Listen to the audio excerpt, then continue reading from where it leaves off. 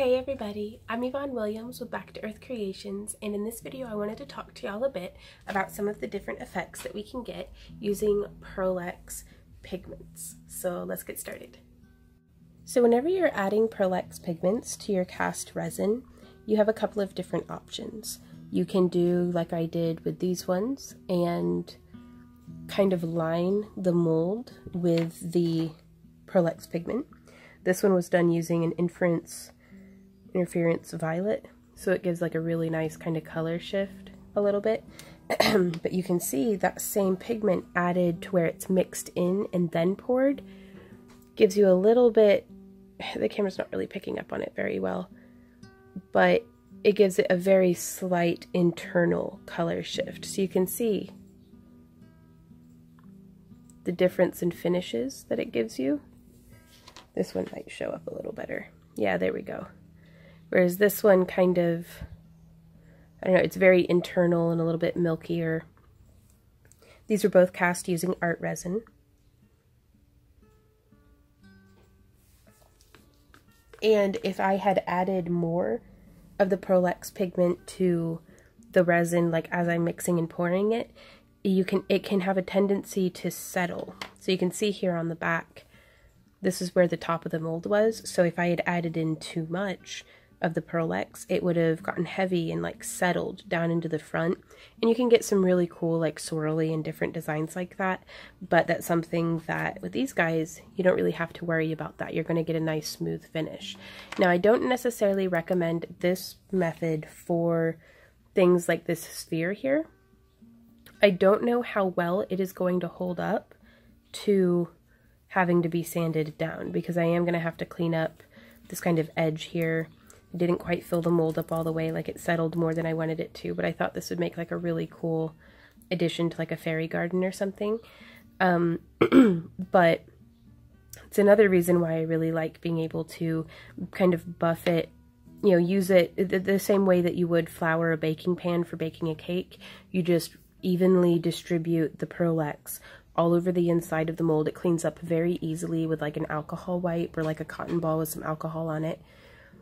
And it just, you know, sticks into the resin. But again, I don't know how well that was going to hold up to sanding and buffing, so I'll be sure to keep you guys posted on that in the future. And also you can see with this one, I tinted this with, I believe it was this stream colored, just a few drops. I tinted the resin with alcohol ink. And so that way we're able to get the finish there on the surface without having, you know, Pearl-Ex swirls through the rest of the mold. And I really just like the way that it does like that. Now, you could pour up a batch of resin and pour it into smaller cups and mix in different amounts of Pearl-Ex into each of the different cups, or different colors of Pearl-Ex, and get different effects that way. But you only have a certain amount of pot time, or amount of time that you can work with the resin whenever you're pouring it.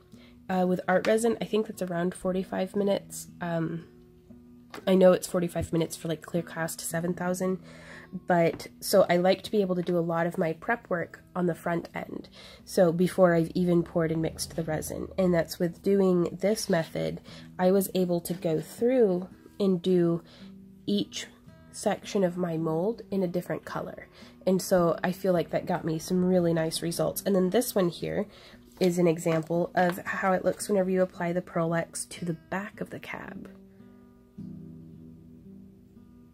And so that gives some really cool effects as well.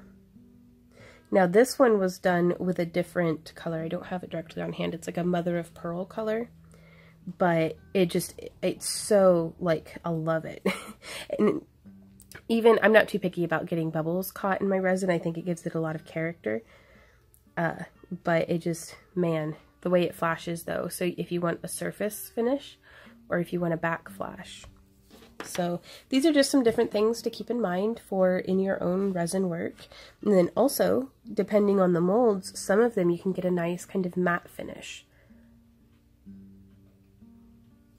And so this was, I had done a tutorial on these guys showing how to do this, and a lot of folks had asked, they were like, why don't you just mix it in? And it's, well, I do on some things, but it's nice to get that very subtle difference, because with the same resin and with the same Prolex powder in the same molds, you can get two very different cabs to work with.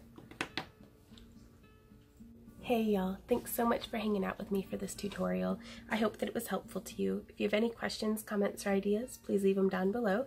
And if you are interested in working with some different cabochons like this, please check me out on Patreon. I actually make cabs every month that I send out with wire and chainmail and all sorts of different things in my monthly craft crates. And that way you get something that's unique and handmade and fun, that you can use in your own jewelry work or costume work, or just to have around the house.